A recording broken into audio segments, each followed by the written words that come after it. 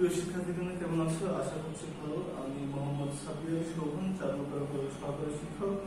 আজকে তোমাদের আজকের পাঠের বিষয় হচ্ছে তোমাদের সাথে পানিতে ভাসমান শাপলা একের অঙ্ক। এটা আজকে এটা একটা ছবি দেওয়া আছে, দেখো ছবিটা তোমাদের দেখাচ্ছে। এটা আজকে কি করে সুন্দর করে ড্রয়িং করে তারপর রং করতে হয় সেটা আমরা দেখবো। তার আগে বলেছি এটা কিন্তু একটা ধাপ যুক্ত শীট, বলতে স্টেপিং শীট কিন্তু তোমাদেরকে একটা কিন্তু দেওয়া হবে। ধাপে ধাপে কি করে এটা আঁকতে হবে সেটা তোমরা পেয়ে যাবে। তোমরা যদি ভিডিওটা দেখো আর হলো সেই শীটটা ফলো করো, আশা করছি তোমরা সকলে আঁকতে পারবে। তারপরেও আমরা চলো এখন আমরা একদম ড্রয়িং খাতায় গিয়ে দেখি পানিতে ভাসমান শাপলা ফুলটা কি করে আঁকতে হবে। হ্যাঁ, তাহলে দেখো শিক্ষার্থীবৃন্দ, আমাদেরকে কিন্তু আমরা যখন পানিতে ভাসমান শাপলা আঁকবো তখন কিন্তু কিছু কিছু জিনিসপত্র লাগবে, চাঁদা, স্কেল, পেন্সিল, সব কিছু আগে আমরা রেডি করে নিব। এটা একটা মাপের বিষয় আছে, হ্যাঁ, সেই মাপটা তোমরা সুন্দরভাবে মনে রাখবে। এইরকম একটা চাঁদা নিবে, চাঁদা নিয়ে আমরা একদম মাপটা যেভাবে বলবো সেই মাপ মোতাবেক যদি তোমরা করতে পারো তাহলে সুন্দরভাবে খুব সহজেই কিন্তু তোমরা পানিতে ভাসমান শাপলাটা আঁকতে পারবে। তাহলে চলো এখন আমরা আগে মাপটা বুঝে নিই। হ্যাঁ, তাহলে দেখো শিক্ষার্থীবৃন্দ, তাহলে আমরা প্রথমে কি করব, চাঁদাটাকে সোজা করে বসাবো। চাঁদাটা সবাই সোজা করে বসাবে মাঝখানে, শীটের মাঝখানে সোজা করে বসিয়ে দেখো চাঁদার এইখানে একটা ফুটো আছে, এইখানে একটা বিন্দু দিব সবার আগে, এইখানে একটা বিন্দু দিয়ে দিলাম। তারপরে এইখানে জিরোতে একটা বিন্দু দিব সবার আগে, আর তারপরে দিব আমরা 30 বা 30-তে। এই যে এইখানে দেখো, এইখানে একটা 30-এ দিব, তারপরে দিব 60 বা 60, তারপরে দিব 90 বা 90, তারপরে দিব 120 বা 120, ওকে, তারপরে দিব 150 বা 150, তারপরে সব শেষে 180 বা 180। এইখানে আমরা সোজা করে বিন্দু দিয়ে দিব। দেখো যখন আমরা চাঁদাটা সরিয়ে নিব তখন এই রকম লাগবে। এখন আমরা এইখান থেকে খুব সুন্দর করে কলি দিয়ে দিয়ে শাপলা ফুলটা অঙ্কন করব। তাহলে তোমরা এইটা কিন্তু খুবই মনোযোগ দিয়ে দেখবে, যেহেতু এটা মাপের বিষয় আছে, মাপটা ভুল হলে কিন্তু পুরো শাপলাটা ভুল হয়ে যাবে। অতএব আমি যেভাবে শুরু করছি তোমরা সেভাবেই সেখান থেকে শুরু করবে, তাহলে সহজ হবে। দেখো প্রথমে এইটা দিলাম, তারপরে আবার আমরা এইটা দিয়ে দিব, ওকে, তারপরে আবার এই পাশ থেকে সবকিছুই বিন্দুটা ধরে করব। এই বিন্দুটা ধরে সব কলিগুলো দিব। এই বিন্দুর বাইরে কিন্তু যাওয়া যাবে না। এই বিন্দুটা যদি বাইরে করো তাহলে কম বেশি হয়ে যাবে, মোটা চিকন হয়ে যাবে। অর্থাৎ তোমরা অবশ্যই এই বিষয়টা খেয়াল রাখবে। তাহলে প্রথমে এরকমটা হলো, তারপর এখন আমরা এইটা দিব, এটাও এই বিন্দু ধরেই করব। দেখো সবগুলো বিন্দু দিয়ে, এই যে দেখো বিন্দু থেকে বিন্দুর বাইরে যাওয়া যাবে না। তারপরে আবার এই পাশে যখন করব তখনও কিন্তু এই যে একদম নিচের যে বিন্দুটা আছে, মাঝের বিন্দুটা দিয়েছিলাম, এই বিন্দুটা ধরেই করব, কিন্তু দাগটা হয়তো আমরা এই পর্যন্ত নিয়ে দিলাম। দাগটা এত দূর আনার প্রয়োজন হলো না। আবার ঠিক একইভাবে এই পাশেও করব, আমরা এই যে বিন্দু থেকে এই বিন্দু সবগুলোতে বিন্দু ধরে করব। আবার একইভাবে দুটো বিন্দু দেখাও যাবে এবং সুন্দর মাপে মিলে যাবে। দেখো এইটা যখন হয়ে গেল তখন আমরা এই যে মাঝে একটা ফুলের মতো আছে শাপলার মধ্যে, সেইটা করব। এইটা করে নেবে, তারপরে আবার এইটা, তারপরে মাঝখানে এইটা, তারপরে এখান থেকে এইরকম। এইটা এখন যদি করি তাহলে এটা কিন্তু সুবিধা হবে তোমাদের, এটা করতে দুটোর মাঝখানে করতে সুবিধা হবে। এই দিকের কলিগুলো দিব তখন কিন্তু সেটাও সুবিধা হবে, আমাদের মাঝখানে মুছতে হবে না। তাহলে এরকম করে নিলাম। এখন আমরা তার পরের কলিগুলো দেওয়া শুরু করব। আবার ঠিক একইভাবে এই বিন্দুটা ধরে এখান থেকে এইটা দিব, আবার একইভাবে এই বিন্দু থেকে এই বিন্দুটা ধরে এইখানে দিব। আবার এই পাশেও তাই করব, এই পাশেও দেখো এই বিন্দুটা ধরে, দুটো বিন্দু ধরে এখানে, আবার এইখানে থেকে একইভাবে বিন্দুটা ধরব,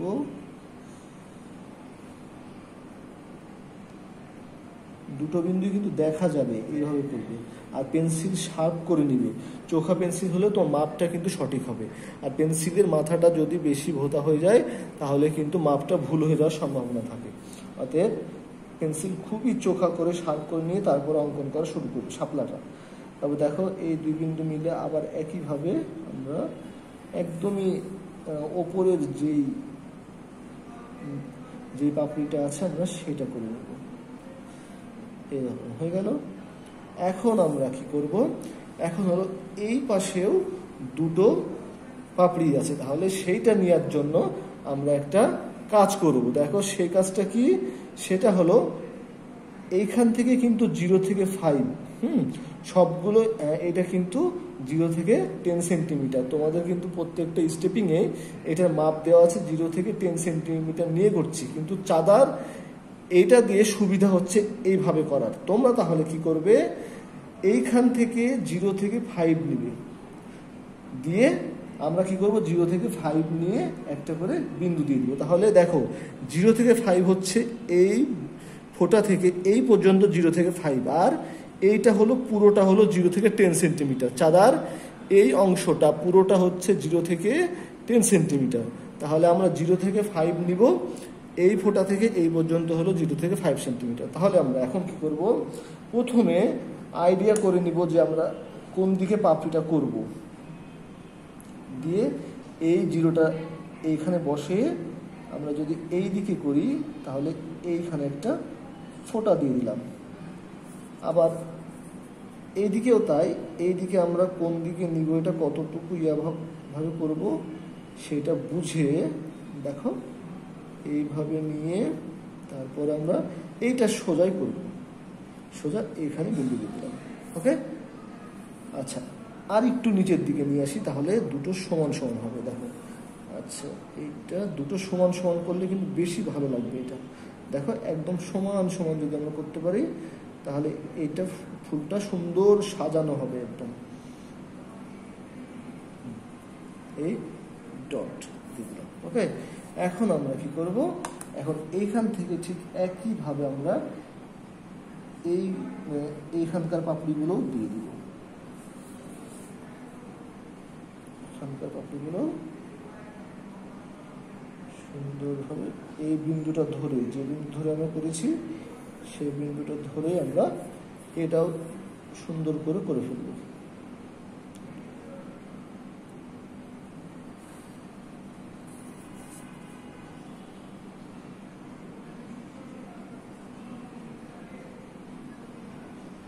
ওকে, এইভাবে দিয়ে দিলাম। দেখো সুন্দর কিন্তু 9টা পাপড়ি সহ আমাদের সাতটা হয়ে গেছে। এখন কি করব, এখন এইখানে একটা বিন্দু দিব আর এইখানে একটা বিন্দু দিব। এখন তোমরা মনে করতে পারো স্যার এইখানে কেন বিন্দু দিচ্ছে, আমরা এইখানে একটু মোটা অংশ আছে যেটা সবুজ ভাবে দেখা যায়, সেটা দেওয়ার জন্য এইখানে এই যে দেখো বিন্দুটা দিয়েছিলাম, দিয়ে তারপরে এখান থেকে কিন্তু এটা দেওয়া সুবিধা হলো। এখন ঠিক এইখানেও সেই রকমই একটা মোটা অংশ থাকবে, তাহলে আমরা এখান থেকে এটা আসবে এখানে, প্রথমে এইটা দিয়ে নিয়ে আগে, তাহলে এই পাশেরটা দিয়ে নিচ্ছি একই রকম ভাবে এইভাবে। এইটা দেখো এটা দিয়ে দিলাম, আবার এইখানে আর একটা বিন্দু দিব যেটা এই পাশেরটা হবে।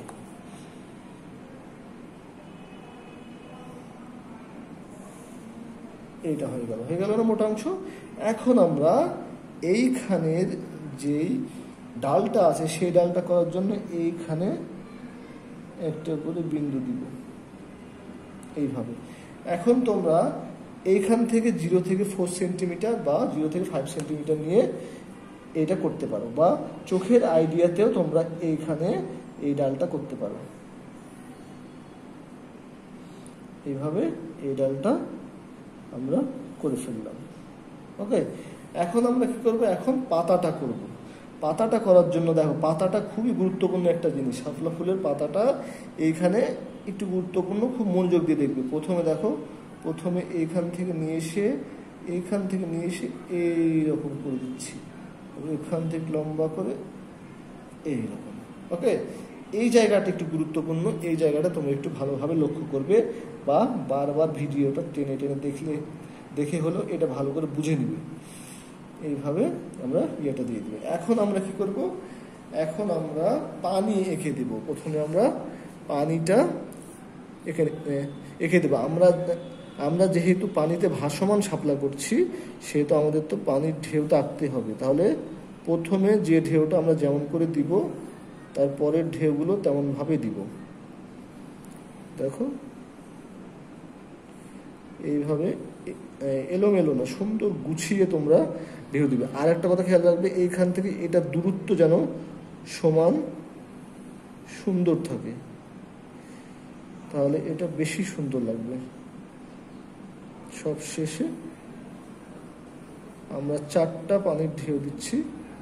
তোমরা চাইলে আর একটা বেশি দিতে পারো, কিন্তু 4টা দিলেই কিন্তু আমার কাছে মনে হচ্ছে বেশি সুন্দর লাগবে। তারপরে কি আছে, তারপরে এইখান থেকে একটা কলিওয়ালা ডাল সহ কলি আছে, এইটা তোমরা চাঁদা দিয়ে এইরকম ভাবে করে ফেলতে পারো। উপর দিকে একটু চিকন, এদিকে মোটা। তারপরে কি করব দেখো, এই মাঝখানে একটা বিন্দু দিব আগে, তারপরে এখান থেকে এইরকম, এখান থেকে এইরকম দিয়ে মাঝখানে এখান থেকে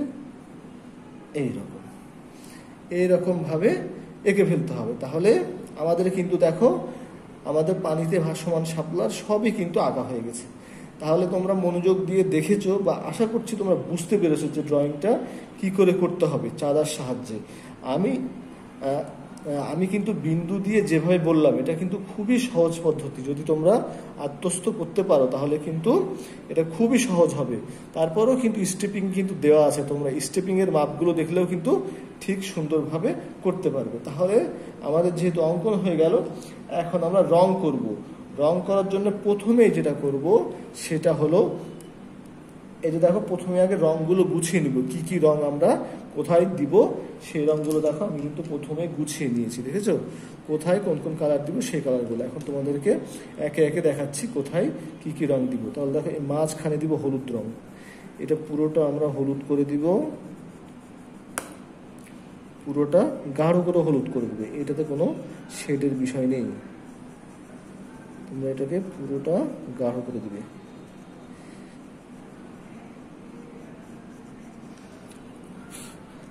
আর রঙের গুঁড়োগুলো বের হলে সেটা সুন্দর করে ফু দিয়ে সরিয়ে দিবে। তাহলে মাঝে হলুদটা দেওয়া হয়ে গেল।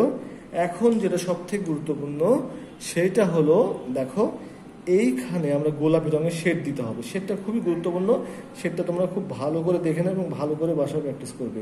দেখো শেডটা কীভাবে দিব, প্রথমে ধারগুলো গাঢ় করব, ধার থেকে গাঢ় করতে করতে আস্তে আস্তে হালকা।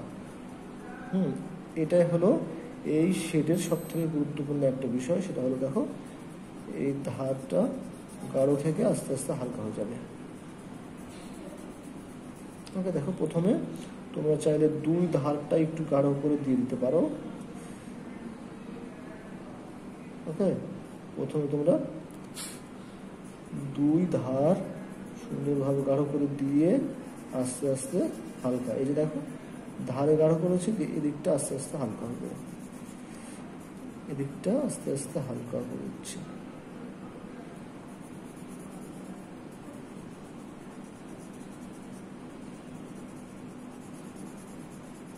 এদিকটা আস্তে আস্তে হালকা করে দেব।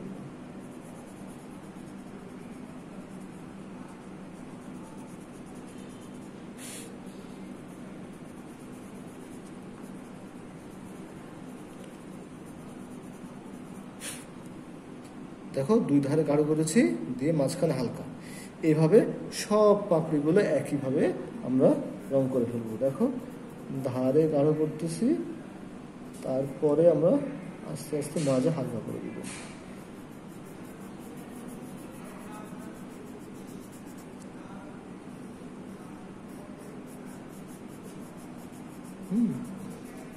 তোমরা ঠিক এইভাবে করবে, আমি তোমাদেরকে যেভাবে দেখাচ্ছি সেভাবে করলে খুবই সহজ। আর তোমরা দ্বিতীয় শ্রেণীর ছাত্রছাত্রী, লক্ষ্মী সোনা সবাই আমি জানি খুব ভালো শেড দিতে পারো।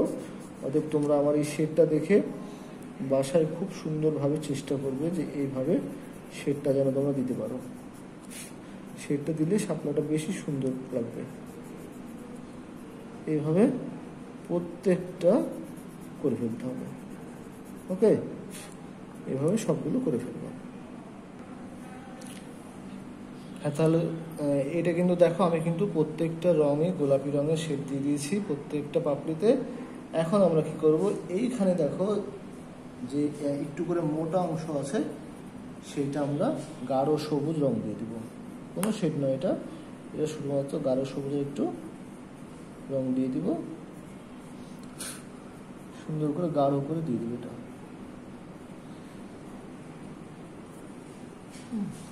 এইভাবে তোমরা গাঢ় করে দিয়ে দিবে।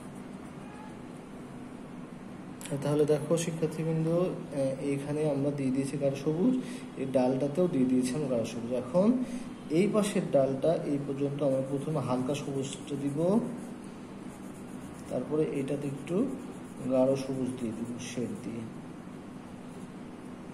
একদম এইখান থেকে এই পাপড়িটা সহ আমরা হালকা করে হালকা সবুজ দিব, তারপরে এটাকে আবার গাঢ় সবুজের শেড দিয়ে দিব। দেখো এইভাবে ধার থেকে গাঢ় করতে করতে আস্তে আস্তে হালকা।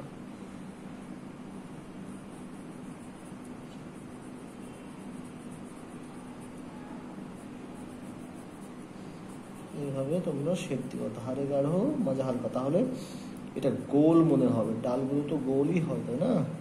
অতএব গোল বা 3 ডাইমেনশনাল একটা অনুভূতি আসবে তোমরা যদি শেডগুলো সুন্দর করতে পারো।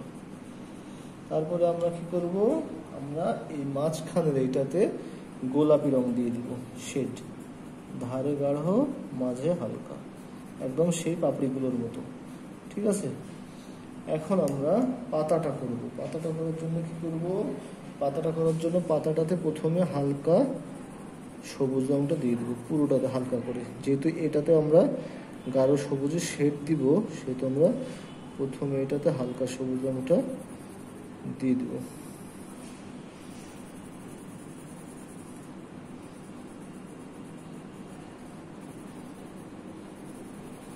এইভাবে আমরা হালকা সবুজটা পুরো পাতাটায় দিয়ে দিব, তারপরে আমরা গাঢ় সবুজের শেড দেবো। গাঢ় সবুজের শেডটা কেমন ভাবে দিব, ধারে গাঢ় করব মাঝে হালকা, একইভাবে সবগুলোই ধারে থেকে গাঢ় থেকে আস্তে আস্তে হালকা করব। আলো ছায়া শেড মানে তো আলো ছায়ার একটা তারতম্যের বিষয়টা, এটা তোমরা ভালোভাবে দেখে করবে, বুঝে করবে, তাহলে দেখবে এমনিতেই তোমরা খুব সহজেই বুঝে যাচ্ছ। দেখো ধারে গাঢ় করে দিচ্ছি আর মাঝে হালকা।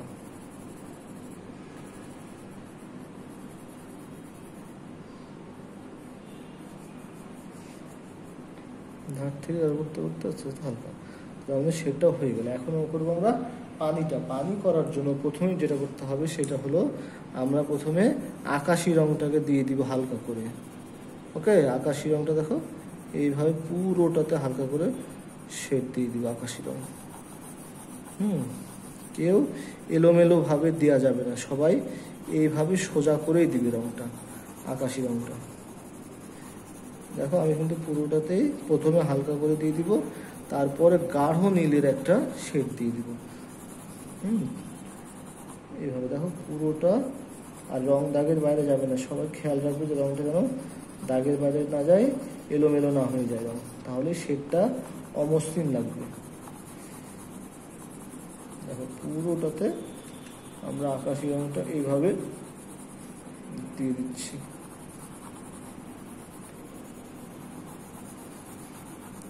তারপরে এখন আমরা কি করবো, এখন হলো গাঢ় নীলের শেড দিব। গাঢ় নীলের শেড দেওয়ার সময় আমরা এই ঢেউগুলোকে বেশি একটু খেয়াল করব। ওকে, এই ঢেউগুলো একটু ডিপ হবে, তারপর হালকা হবে। এইভাবে দেখো, এইভাবে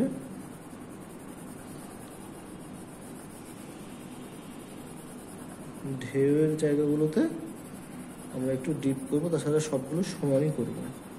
ওকে, এভাবে তোমরা ঢেউগুলো, তাহলে ঢেউগুলো বেশি বোঝা যাবে। যদি ভাঁজের মতো যে অংশটা আছে সেটা যদি আমরা একটু ডিপ করে দিই, তাহলে দেখো এমনিতেই কিন্তু সুন্দর পানির ঢেউ মনে হচ্ছে। তাহলে দেখো শিক্ষার্থীবৃন্দ, আমাদের পুরো শীটটা রং করা হয়ে গেছে। তাহলে কোথায় কি রং তোমাদেরকে আরেকবার আমি ভালো করে বলে দিচ্ছি। দেখো, আমরা শাপলার প্রত্যেকটা পাপড়িগুলোতে গোলাপি রঙের শেড দিব। ওকে, দুই ধারে গাঢ়, মাঝে আস্তে আস্তে হালকা করে দিব। তারপরে এইখানে মাঝখানে হলুদ রং দিব, আর এইখানে দিব গাঢ় সবুজ রং, গাঢ় করে।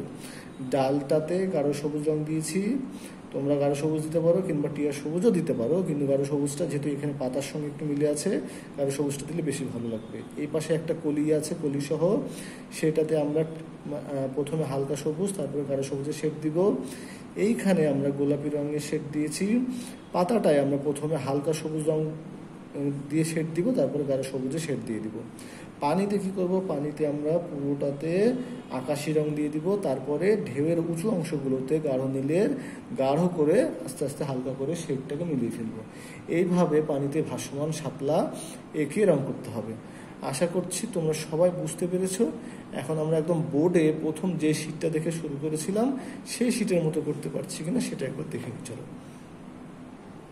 শিক্ষার্থীবৃন্দ, দেখো আমরা প্রথমে যে শীটটা দেখেছিলাম সেটার মতো করে আমরা এঁকে কিন্তু রং করেছি। এখানে ডালটা একটু বাঁকা আছে, তোমরা কিন্তু বাঁকাটা করতে একটু কঠিন, তোমরা একটু সহজের জন্য আমরা সোজা করে দিয়েছি, তোমরা তাহলে সহজ করে দেবো। আশা করছি তোমরা সকলে বুঝতে পেরেছো। সবাইকে এইভাবে বাসায় প্র্যাকটিস করবে, এঁকে রং করবে। আগামী ক্লাসে আবার দেখা হবে। আল্লাহ হাফিজ।